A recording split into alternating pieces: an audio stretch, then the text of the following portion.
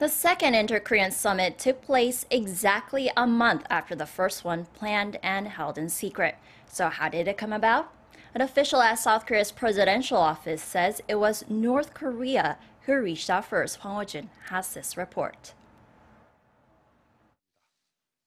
김 위원장은 그제 오후 일체의 형식 없이 만나고 싶다는 뜻을 전해왔고 저는 흔쾌히 수락하였습니다. And a high-ranking official at the Blue House described in a bit more detail how that meeting was set up. Speaking on the condition of anonymity, the official said Seoul's intelligence chief Suh Hoon and his North Korean counterpart Kim Yong-chol have been in close communication since the April 27th summit. Last Friday, Suh and Kim were discussing how to prepare for the North Korea-U.S. summit and how to improve inter-Korean relations as part of the follow-up measures to the April 27 Panmunjom Declaration. During that process, the North Korean official relayed Kim Jong-un's desire for the leaders of the two Koreas to hold an informal and candid meeting. Suh passed on Kim's message to President Moon, who approved the proposal. So, from Friday night to Saturday morning, working-level talks took place to iron out the details of the impromptu summit between President Moon and Kim Jong-un. And on Saturday afternoon, the two leaders met again at the border village of Panmunjom, this time at Tongilgak, a building on the North Korean side.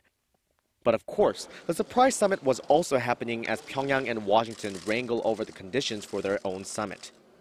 It was last Tuesday when President Moon and President Trump met in Washington, where the Blue House officials said the two leaders agreed to do their utmost so the North Korea-U.S. summit scheduled for June 12th will be held without any disruption.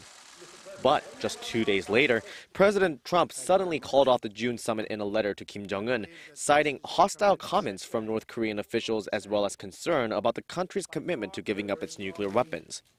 The Blue House lamented the cancellation and urged the leaders to resolve their problems through direct and close dialogue. North Korea responded to Trump's letter as well in a surprising way, calling it, quote, unexpected and extremely regrettable, and saying Pyongyang was willing to, quote, to sit face-to-face at any time. And just about 14 hours later, President Trump tweeted that he remains open to holding a summit on June 12th as the two sides are having, quote, very productive talks. So, with the summit in Singapore possibly back on, President Moon pledged to call or to meet with his North Korean counterpart whenever necessary. He praised Kim Jong-un for taking the initiative to talk, and comparing the latest meeting to one between friends, he said that's how it should be. Hwang Ho-jun, Arirang News.